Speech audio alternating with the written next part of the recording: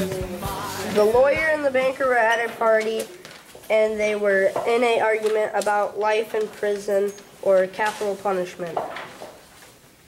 I disagree with life imprisonment. I say capital punishment is better. I bet 2 million rubles you wouldn't last 5 years in solitary confinement. I will take that bet, but instead of 5 years, 15 years instead.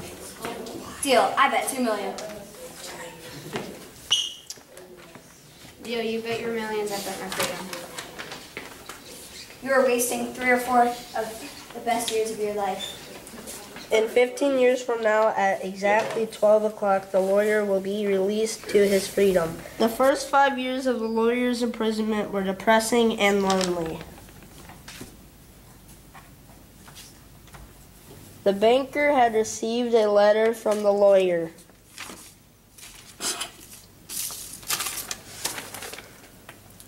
My dear jailer, I write you these lines in 6 different languages. Show them to people who know the languages. Let them read them.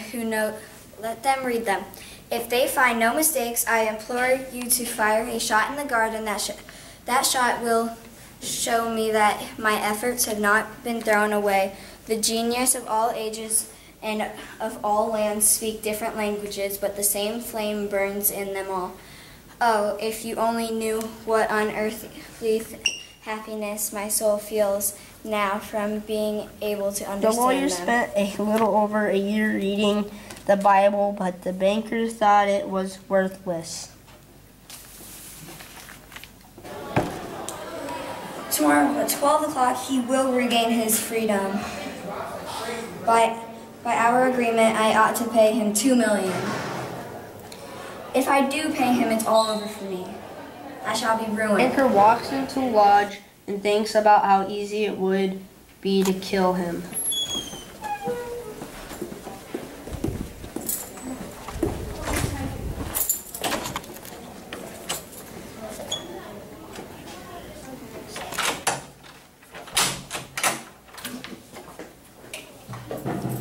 The banker picks up a letter off the desk and reads it. Tomorrow at 12 o'clock I will regain my freedom and the right to associate with other men. But before I leave this room and see the sunshine, I think it is necessary to say a few words about you. With a clear conscience, I tell you, as before God who beholds me, that I despise freedom and life and health and all that in your books, which is called the good things of the world. For 15 years I have been intensely studying earthly life. It is true, I have not seen the earth nor men, but in your books I have drunk fragrant wine, I have sung songs, I have hunted deer and wild boars in the forest. Your poet and geniuses have visited me at night and have whispered in my ears wonderful tales that have set my brain in a whirl. In your books I have climbed on the peaks of mountains, and from there I have seen the sunrise and have watched it at evening flood the sky, the ocean and the mountain tops with golden crimson. I have watched from there the lightning flashing over my head and severing the storm clouds. I have seen green forests, fields, rivers, lakes, towns. I have heard the singing of the sirens and the strain of the shepherd's pipes. I have touched the wings of beautiful devils who flew down to converse with me of God.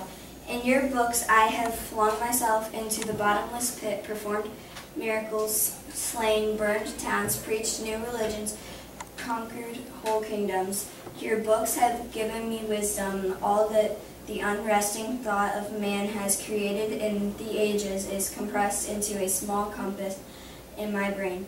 I know that I am wiser than all of you. And I despise your books, I despise wisdom and the blessings of this world. It is all worthless, fleeting, deceptive, and imagined like a mirage. You may be proud, wise, and fine, but death will wipe you off the face of the earth as though you were no more than mice burrowing under the floor, and your descendants, your history, your immortal geniuses will burn or freeze together with the earthly globe. You have lost your reason and taken the wrong path. You have mistaken lies for truth and hideousness for beauty. You would marvel if, owing to strange events of some sorts, frogs and lizards suddenly grew on apple and orange trees instead of fruit, or if roses began to smell like a sweeting.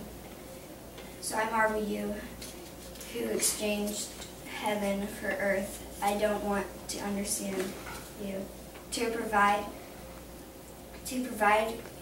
to you in action how I despise all that you live by. I renounce the 2 million of which I once dreamed as of paradise, and which now I despise. To deprive myself to the right of the money, I shall go out from here 5 hours before the time fixed, and so break the compact. After the banker leaves the lodge, she is up all night crying. The watchman watched the lawyer jump out of one of the little windows he had in his lodge.